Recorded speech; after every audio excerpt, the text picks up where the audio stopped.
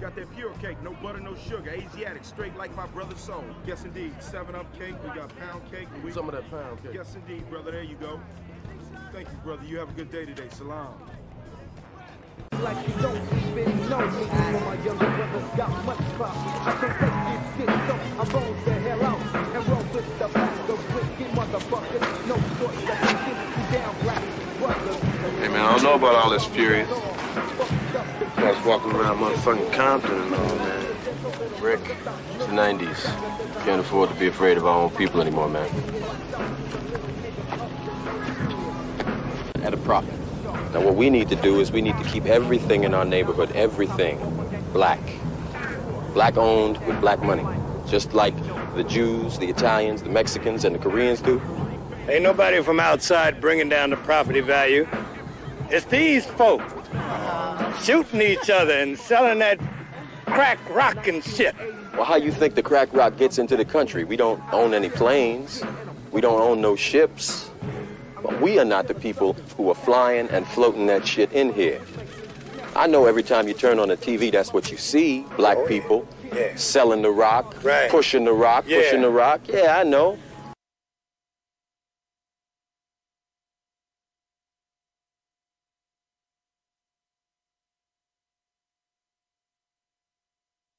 We apologize for the technical difficulties.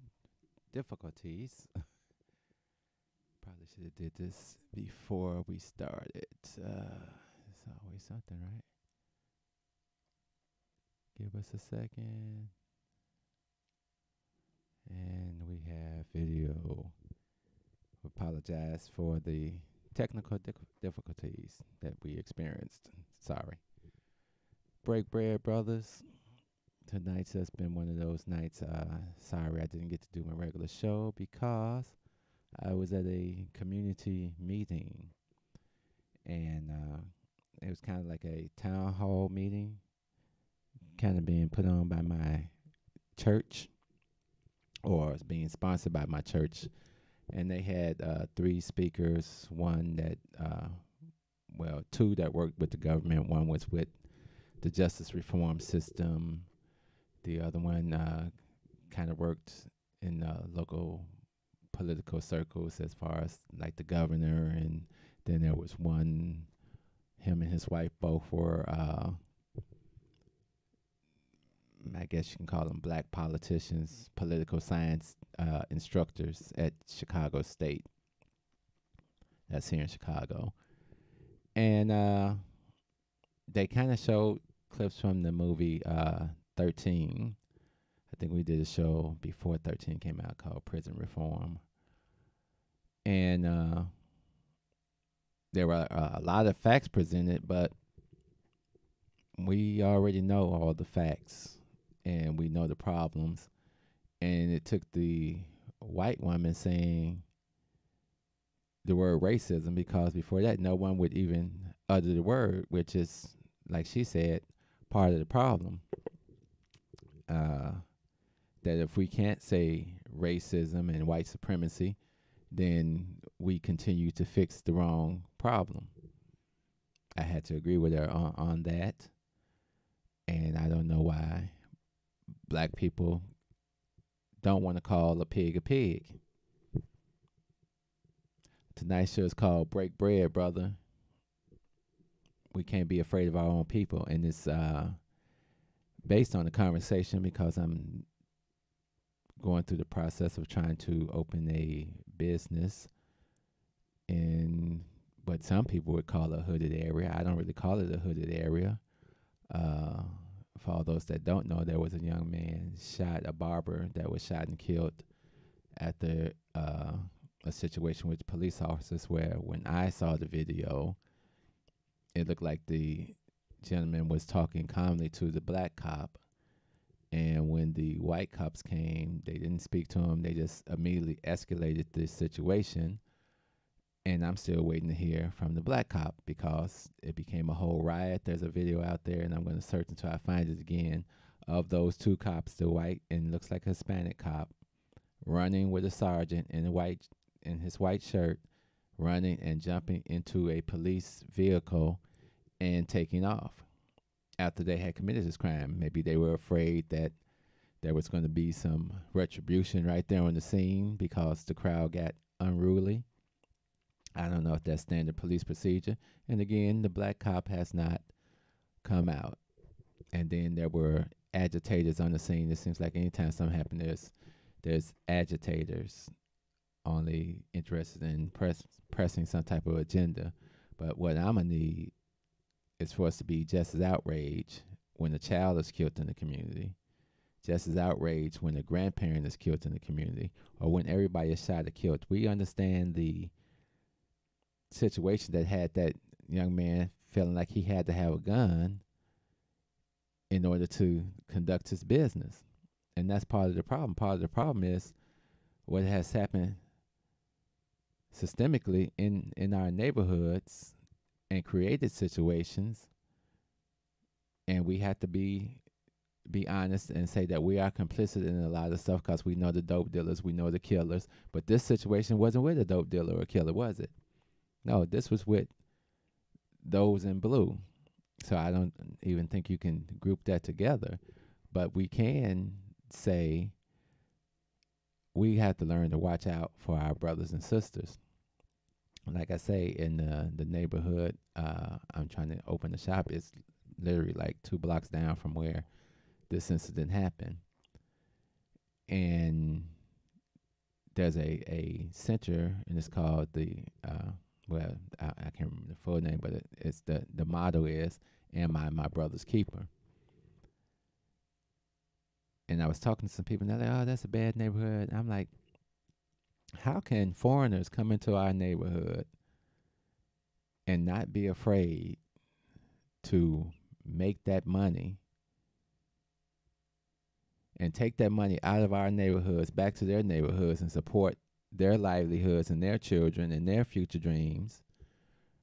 But at the same time, we scared to work around our own people, support our own communities. If it's our community, if we say it's our community, then we don't have time to be afraid of our brothers and sisters. We have to try to reach out and give them some understanding. So, like I said at this meeting tonight, it was interesting to hear the facts that we have heard over and over again. Let me turn off my TV. Like I say, the facts we've heard over and over again, the incarceration rates, the recidivism rates, the how much we're not graduating. And then there's conversation, and I'm the first one to say get your education. But I'm not the one to say go get you a job working for these people, because that just further helps to destroy what we're trying to do here. It's not go and work for them and support them and help build them. It's come back into the community and build something there with your people. A lot of people don't get that. It's if we're going to have a true community and get rid of the ills in the community, then it's going to take a group effort by everybody in the community to do what needs to be done. There's no shortcuts. We're going to have to move back. They brought up an interesting point, and I talk about it a lot. We're experiencing white flight in Chicago, and that brings down the value of your home, and it takes away the opportunity. So when the white people leave, your value goes down, your taxes go up, and the people that move into the community to get your money, the white people take their businesses also, so for the most part. So you're stuck with the Indians, the Arabs, the everybody except us, basically. So then we're right back in that same cycle. So we have to get to the point of developing our own system to function in. They talked about expunging your record. Okay, that still helps me to get a job in their system to continue the same cycle.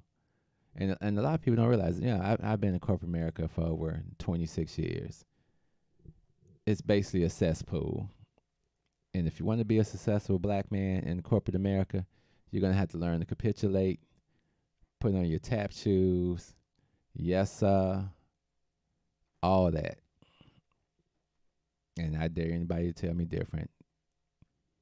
Well, this is the way that you're supposed to act in corporate America, and it doesn't make a difference that it took me 6 years longer to get this promotion, if I ever got a promotion, and I had to have the moral flexibility to overlook the treatment of black people.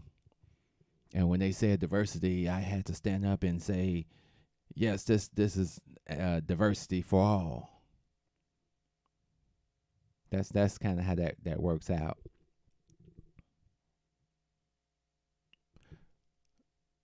What are we going to do as far as us being afraid of us? I keep coming back to this point of we don't have time to pretend like we don't know the shooters, the dope dealers. We know all that, but we have to give them alternatives to what they are doing in order to change the system. The people on the outside don't care about the system. They don't care about what happens to you. They don't care about you going to prison. They don't care about your separation from your children. They just go around living in their own little world of, this is lovely. Let the Negroes destroy the community, and we will come back in here, and we will buy it at dirt cheap prices, and we will build it up, and it will be wonderful, and everybody will love it. The place I'm looking at used to be former President Obama's campaign office, because he wanted to be among the people. So it's a nice setup, nice price. Seems like dealing with black folks, you get this better bargaining chip, because I've been trying to deal with all these other people, and it's just been outrageous. So somebody says, well, there's no money in the black community. I'm like, what do you mean there's no money? Everybody's walking around with weaves and $200 shoes and fancy clothes and fancy cars. Of course there's money in the black community. But we spend it with everybody that takes the money out of the community. So if money only stays in our community for 6 hours, that's not community. That's robbery. So if we do have black businesses in the area, we have to get to the point of supporting each other, being your brother's keeper, turning customers on to each business, working with the community centers and maybe the police to orchestrate and do things that are going to affect the youth in the community, to give them a place to go, to give them understanding, to give them some identity, to help them to grow. Nobody tonight was talking about real solutions. And my real solution is always going to be reparations, because this is the only thing that is going to truly allow us an economic freedom to catch up and build. There's no catching up if you're giving me an opportunity to take a loan that I have to pay you back for the next 30 years. That's not catching up. That's you still making money off me when you denied me. The thing that came out tonight, and everybody understands, the government is complicit in the conditions of the black people. You can point to this president or this president or this president. There's a continuation of laws and regulations that were put in place to disenfranchise and separate black people and imprison black people in this country. And you have all these politicians like Bernie Sanders and everybody saying, we will not vote for reparations. Jews got reparation. Japanese, when they got in turn, they got some reparations. So everybody gets reparations except us. Now, when they claimed that they were going to try to help Haiti, all of a sudden the money got confused and disappeared, and Haiti never got no support, because they don't help independent black people. So why would we think that they would help us to be independent? They're not. I mean, there are programs out there, and I'm investigating some programs because we got these people saying, oh, well, there's going to be some money. It's an election year, so of course, let's spread some money out. In order to have a real community, rule number one, you have to love black people. You gotta love them through the ignorance and the craziness and whatever, because if you don't reach them, ain't nobody gonna reach them, and then he's gonna become, or she is gonna become, a problem in the community. So just like they do prison ministries and all that, everybody's got to be reached to get the understanding. Then after you reach them, we have to support each other. We have to embrace each other, and we have to stop being afraid to call racism what it is. We have to demand our complicit government actually do some real reform and real reparations, in the form of, you don't have to put cash in people's hands. Maybe if people are already old and retired, they deserve some money. But as we always say, training facilities, education, the government should be paying for it for us. That right there is going to eliminate all your debt that keeps you straddled. If you already have graduated, got your degrees or whatever, debt forgiveness, get rid of that debt. That's going to help you out also. Well, you said you wanted to be like us, and now you're complaining because we gave you an opportunity to pay bills like we do. But it seems like they get all the scholarships first. All their kids get all the scholarships first. When somebody white dies, it seems like they've got that great policy to build additional wealth. And we're still buying burial insurance, which is just enough to get you a casket and an outfit and put you in the ground. We got to share this knowledge with each other that we can't make it without each other. And we can't have that attitude like a lot of white people have been conditioned to look at us in a certain way and think about us in a certain way.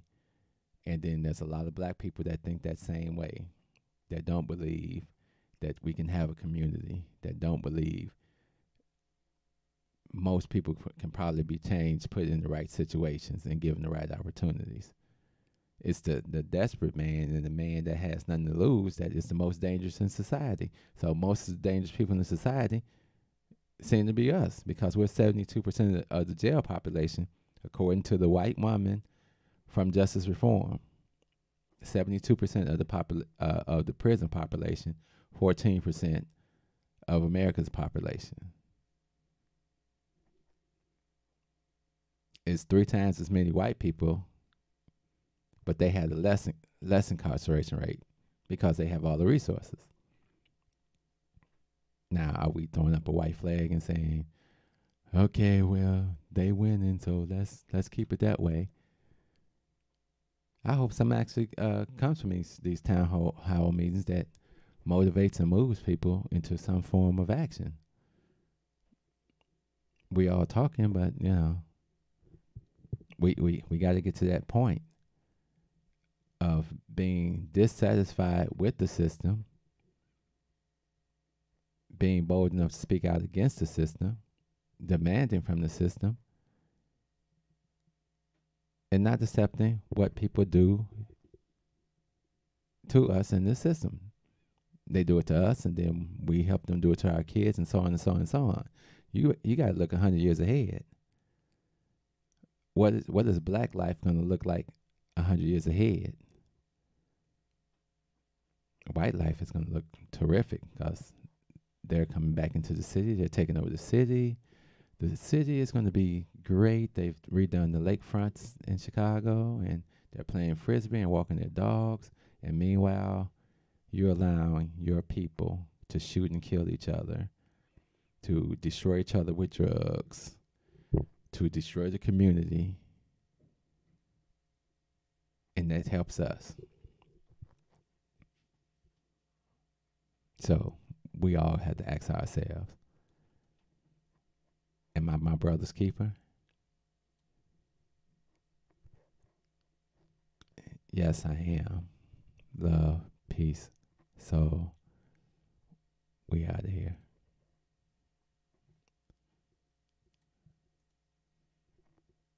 Step out of the car. No, you don't have the right. Step out of the car. You do not have the right to do that. I do have the right. Now step out or I will remove I you. refuse to talk to you other than to identify myself. Step Now if your woman ain't no revolutionary, she'll persuade you to be a fucking slave for the rest of your days. She'll be grooming you on how to behave, teaching you how to coon and buck dance so that you can be safe. If that brother ain't no rider, soldier, no provider, molder of young minds, check it out, you got yourself a bitch. Think about the time that you invested in him. If he's wearing them skinny jeans, you a lesbian. For every 100 black women who ain't locked up, it's only 83 black men remain.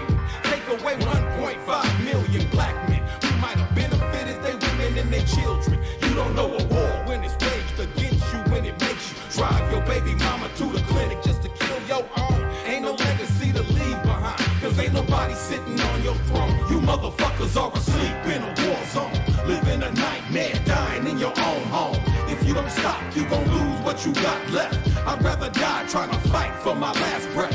Freedom or death, you asleep in a war zone, living a nightmare, dying in your own home. If you don't fight, you gon' lose what you got left. I'd rather die trying to fight for my last breath. Freedom or death, nigga. Sandra Bland was a rider. She wouldn't have committed suicide, and you a motherfucking liar. It would not be wise to stop when you hear sirens and you see the police behind you, but you don't wanna die. They gon' shoot you if you run. They gon' say that you was going for the police gun. That's why they shot you like 120 times, but you was still coming, so they put another bullet in your lung. Them devils got you praying while they murder, because they know you on that bullshit. They steady with them full clips and body armor. They kill your women in the street, cause they figure you too weak to do anything about it. You some shit, getting fucked in your sleep. They poison you every time you brush your teeth. You don't care, you behave like a slave. A bitch from the cradle to the grave, on your knees with your hands out, begging cause you won't. You motherfuckers are asleep in a war zone, living a nightmare, dying in your own home.